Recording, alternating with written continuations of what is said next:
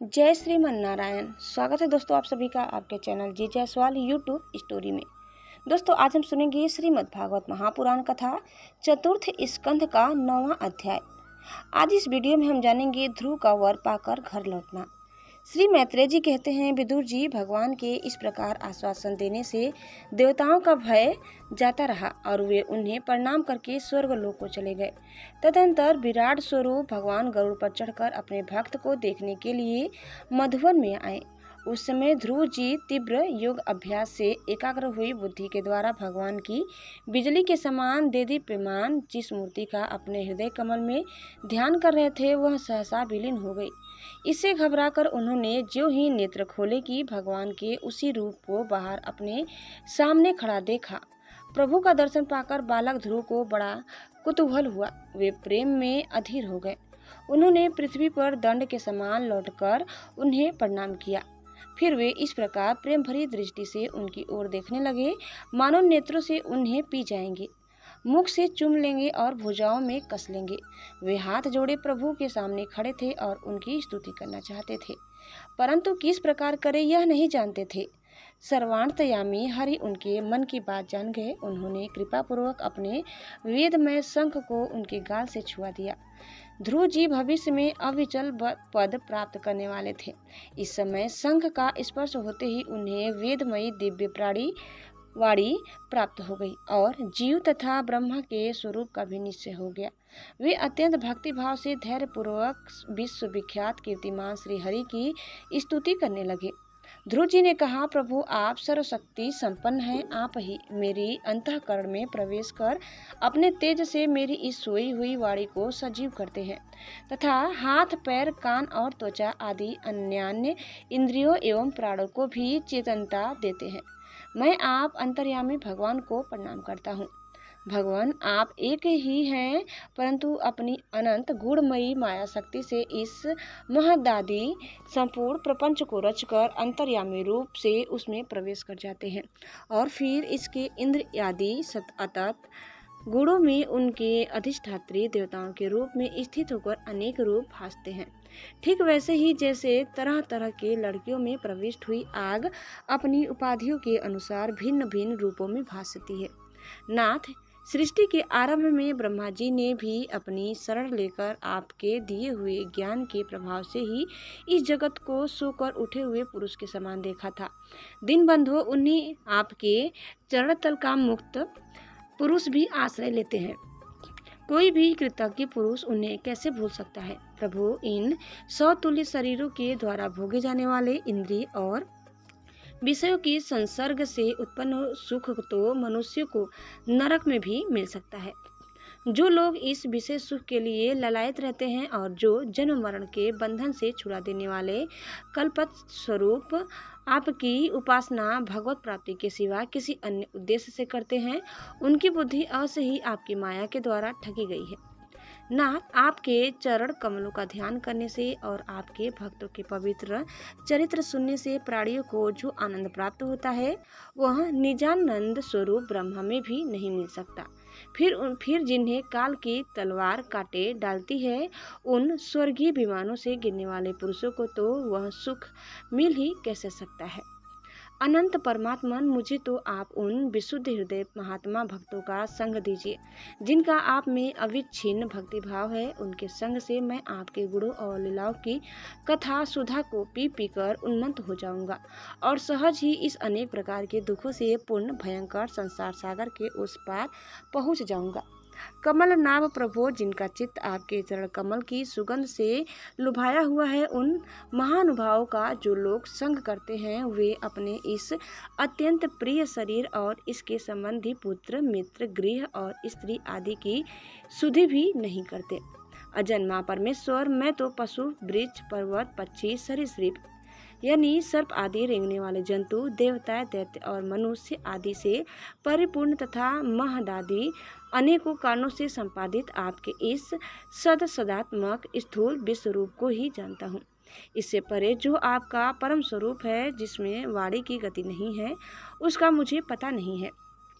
भगवान कल्प का अंत होने पर योग निद्रा में स्थित जो परम पुरुष इस संपूर्ण विश्व को अपने उदर में लीन करके शेष जी के साथ उन्हीं की गोद में शयन करते हैं तथा जिनके नाभि समुद्र से प्रकट हुए सर्वलोकमय सुवर्ण वर्ण कमल से परम तेजोमय ब्रह्मा जी उत्पन्न हुए, वे भगवान आप ही हैं। मैं आपको प्रणाम करता हूँ प्रभु। आप अपनी अखंड चिन्मयी दृष्टि से बुद्धि की सभी अवस्थाओं के साक्षी हैं तथा नित्य मुक्त शुद्ध सत्वमय सर्वज्ञ परमात्मा स्वरूप निर्विकार आदि पुरुष षडैश्वर्य संपन्न एवं तीनों गुणों के अधीश्वर हैं। आप जीव से सर्वथा भिन्न हैं तथा संसार की स्थिति के लिए यज्ञ अधिष्ठाता विष्णु रूप से विराजमान है। आपसे ही विद्या अविद्या आदि विरुद्ध गतियों वाली अनेकों शक्तियां धारावाहिक रूप से निरंतर प्रकट होती रहती है। आप जगत के कारण अखंड अनादि अनंत आनंदमय निर्विकार ब्रह्मा स्वरूप हैं। मैं आपकी शरण हूँ भगवान। आप परमानंद मूर्ति हैं। जो लोग ऐसा समझकर निष्काम भाव से आपका निरंतर भजन करते रहते हैं उनके लिए राज्य आदि भोगों की अपेक्षा आपके चरण कमलों की प्राप्ति ही भजन का सच्चा फल है। स्वामी, यद्यपि बात ऐसी ही है तो भी गौ जैसे अपने तुरंत के जन्मे हुए बछड़े को दूध पिलाती और व्याघ्र आदि से बचाती रहती है, उसी प्रकार आप भी भक्तों पर कृपा करने के लिए निरंतर विकल रहने के कारण हम जैसे सकाम जीवों की भी कामना पूर्ण करते उनकी संसार भय से रक्षा करते रहते हैं। श्री मैत्रेय जी कहते हैं, विदुर जी, जब शुभ संकल्प वाले मतिमान ध्रुव जी ने इस प्रकार स्तुति की तब भक्त वत्सल भगवान उनकी प्रशंसा करते हुए कहने लगे। श्री भगवान ने कहा, उत्तम व्रत का पालन करने वाले राजकुमार, मैं तेरे हृदय का संकल्प जानता हूँ। यद्यपि उस पद का प्राप्त होना कठिन है तो भी मैं तुझे वहाँ देता हूँ। तेरा कल्याण हो। भद्र, जिस तेजो में अविनाशी लोक को आज तक किसी ने प्राप्त नहीं किया, जिसके चारों ओर ग्रह नक्षत्र और तारागण ज्योति चक्र उसी प्रकार चक्कर काटता रहता है जिस प्रकार मेढ़ी के चारों ओर दंवरी के बैल घूमते रहते हैं। अवान्तर कल्प पर्यंत रहने वाले अन्य लोकों का नाश हो जाने पर भी जो स्थिर रहता है तथा तारागण के सहित धर्म, अग्नि, कश्यप और शुक्र आदि नक्षत्र एवं सप्त ऋषिगण जिसकी प्रदक्षिणा किया करते हैं, वह ध्रुव लोक मैं तुझे देता हूँ। यहाँ भी जब तेरे पिता तुझे राज सिंहासन देकर वन को चले जाएंगे तब तू 36,000 वर्ष तक धर्मपूर्वक पृथ्वी का पालन करेगा। तेरी इंद्रियों की शक्ति ज्यों की त्यों बनी रहेगी। आगे चलकर किसी समय तेरा भाई उत्तम शिकार खेलता हुआ मारा जाएगा, तब उसकी माता सुरुचि पुत्र प्रेम में पागल होकर उसे वन में खोजती हुई दावानल में प्रवेश कर आएंगी। यज्ञ मेरी प्रिय मूर्ति है, तू अनेकों बड़ी बड़ी दक्षिणाओं वाले यज्ञों के द्वारा मेरा यजन करेगा तथा यहाँ उत्तम उत्तम भोग भोग कर अंत में मेरा ही स्मरण करेगा। इसे तू अंत में संपूर्ण लोगों के वंदनीय और सप्तऋषियों से भी ऊपर मेरे निज धाम को जाएगा। वहाँ पहुँच जाने पर फिर संसार में लौटकर नहीं आना होता है। श्री मैत्रेय जी कहते हैं, बालक ध्रुव से इस प्रकार पूजित हो और उसे अपना पद प्रदान कर भगवान श्री गरुड़ ध्वज उसके देखते देखते अपने लोक को चले गए। प्रभु की चरण सेवा से संकल्पित वस्तु प्राप्त हो जाने के कारण यद्यपि ध्रुव जी का संकल्प तो निवृत्त हो गया किंतु उनका चित्त विशेष प्रसन्न नहीं हुआ। फिर वे अपने नगर लौट गए।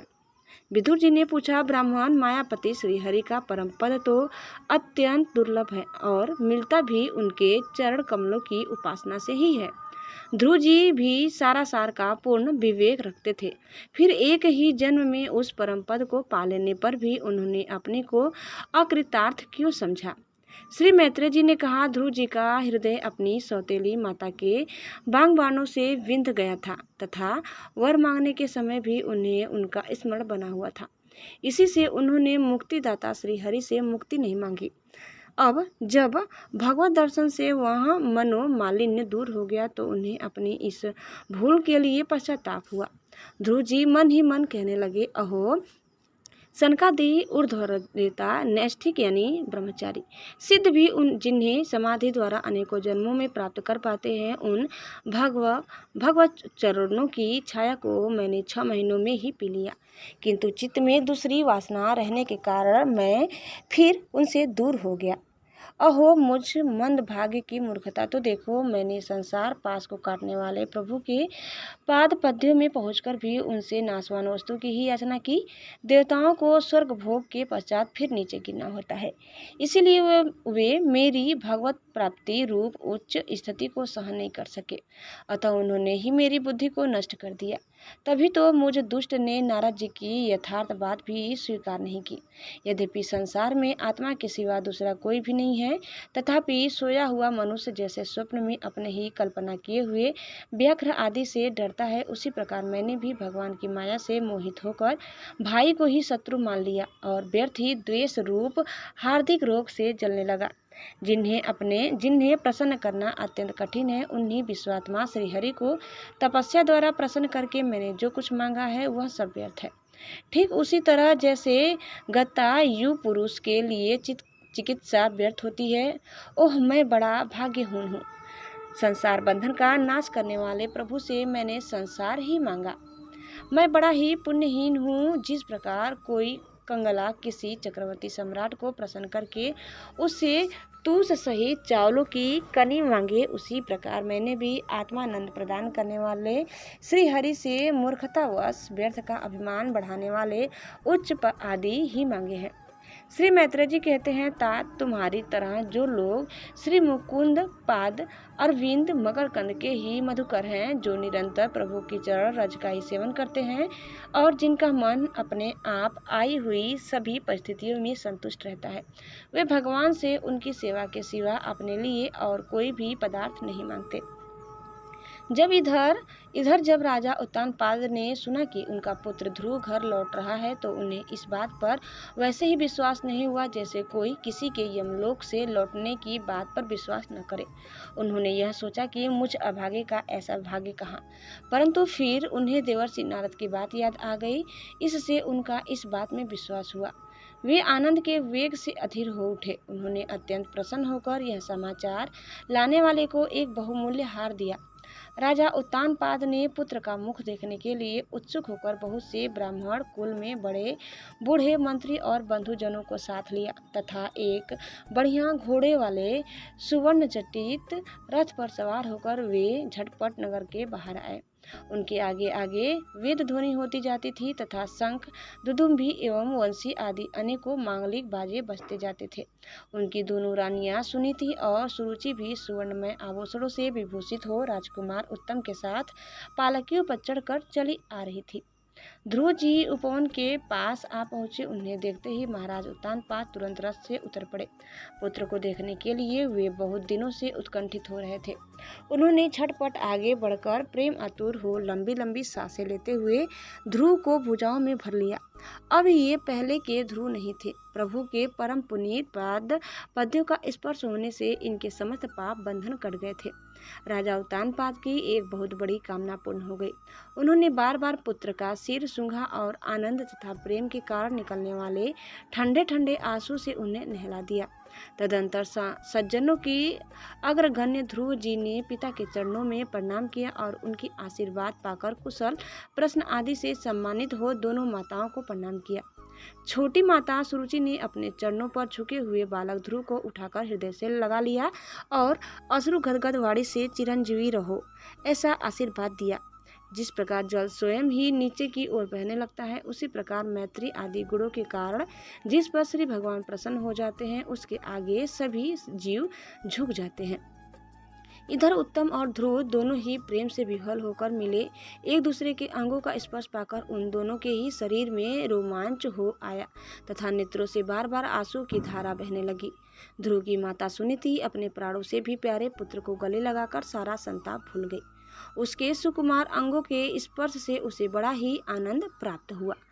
वीरवर विदुर जी वीर माता सुनीति के स्तन उसके नेत्रों से झरते हुए मंगलमय आनंद आंसुओं से भीग गए और उनसे बार बार दूध बहने लगा। उस समय पूर्ववासी लोग उनकी प्रशंसा करते हुए कहने लगे, महारानी आपका लाल बहुत दिनों से खोया हुआ था, सौभाग्यवश अब वह लौट आया। यह हम सबका दुख दूर करने वाला है, बहुत दिनों तक भूमंडल की रक्षा करेगा। आपने अवश्य ही शरणागत भय भंजन श्री हरि की उपासना की है। उनका निरंतर ध्यान करने वाले धीर पुरुष परम दुर्जय मृत्यु को भी जीत लेते हैं। विदुर जी, इस प्रकार जब सभी लोग ध्रुव के प्रति अपना लाड प्यार प्रकट कर रहे थे, उसी समय उन्हें भाई उत्तम के सहित हथनी पर चढ़ाकर महाराज उत्तानपाद ने बड़े हर्ष के साथ राजधानी में प्रवेश किया। उस समय सभी लोग उनके भाग्य की बड़ाई कर रहे थे। नगर में जहाँ तहाँ मगर के आकार के सुंदर दरवाजे बनाए गए थे तथा फल फूलों के गुच्छों के सहित केले के खंभे और सुपारी के पौधे सजाए गए थे। द्वार द्वार पर दीपक के सहित जल के कलश रखे हुए थे, जो आम के पत्तों, वस्त्रों, पुष्प मालाओं तथा मोती की लकड़ियों से सुसज्जित थे। जिन अनेकों परकोटों, फाटकों और महलों से नगरी सुशोभित थी, उन सबको सुवर्ण की सामग्री से सजाया गया था तथा उनके कंगूरे विमानों के शिखरों के समान चमक रहे थे। नगर के चौक, गलियों, अटारियों और सड़कों को झाड़ बहार कर उन पर चंदन का छिड़काव किया गया था और जहाँ तहाँ खील, चावल, पुष्प, फल, जौ एवं अन्य मांगलिक उपहार सामग्रियाँ सजी रखी थी। ध्रुव जी राजमार्ग से जा रहे थे। उस समय जहाँ तहाँ नगर की शीलवती सुंदरियाँ उन्हें देखने को एकत्र हो रही थी। उन्होंने वात्सल्य भाव से अनेकों शुभ आशीर्वाद देते हुए उन पर सफ़ेद सरसों, अक्षत, दही, जल, दुर्वा, पुष्प और फलों की वर्षा की। इस प्रकार उनके मनोहर गीत सुनते हुए ध्रुव जी ने अपने पिता के महल में प्रवेश किया। वह श्रेष्ठ भवन महामूल्य मणियों की लड़ियों से सुसज्जित था। उसमें अपने पिताजी के लाड प्यार सुख भोगते हुए वे उसी प्रकार आनंद पूर्वक रहने लगे जैसे स्वर्ग में देवता लोग रहते हैं। वहाँ दूध के फेन के समान सफ़ेद और कोमल सैयाएं, हाथी दांत के पलंग, सुनहरी कामदार पर्दे, बहुमूल्य आसन और बहुत सा सोने का सामान था। उसकी स्फटिक और महामरकतमणि यानी पन्ने की दीवारों में रत्नों की बनी हुई स्त्री मूर्तियों पर रखे हुए मणिमय दीपक जगमगा रहे थे। उस महल के चारों ओर अनेक जाति के दिव्य वृक्षों से सुशोभित उद्यान थे, जिसमें नर और मादा पक्षियों का कलरव तथा मतवाले भंवरों का गुंजार होता रहता था। उन बगीचों में वैदुर्य मणि की सीढ़ियों से सुशोभित बावलियां थी, जिनमें लाल, नीले और सफेद रंग के कमल खिले रहते थे तथा हंस, कारन्न, चकवा एवं सारस आदि पक्षी क्रीड़ा करते रहते थे। राजर्षि उत्तानपाद ने अपने पुत्र के अति अद्भुत प्रभाव की बात देवर्षि नारद से पहले ही सुन रखी थी। अब उसे प्रत्यक्ष वैसा ही देखकर उन्हें बड़ा आश्चर्य हुआ।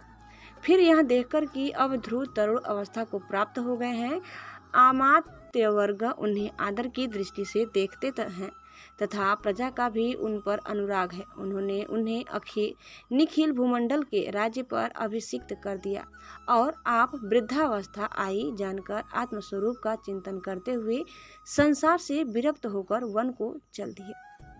दोस्तों, इस प्रकार कथा यही समाप्त होता है। आगे की कथा सुनने के लिए आप दूसरे वीडियो को अवश्य देखिए। दोस्तों, आपको हमारी आज की यह कथा कैसी लगी कमेंट करके ज़रूर बताइए और चैनल में नए हैं तो प्लीज़ इसे लाइक, शेयर और सब्सक्राइब करना न भूलें। धन्यवाद। एक बार प्रेम से बोलिए श्री बांके बिहारी लाल की जय। जय श्री कृष्णा। राधे राधे।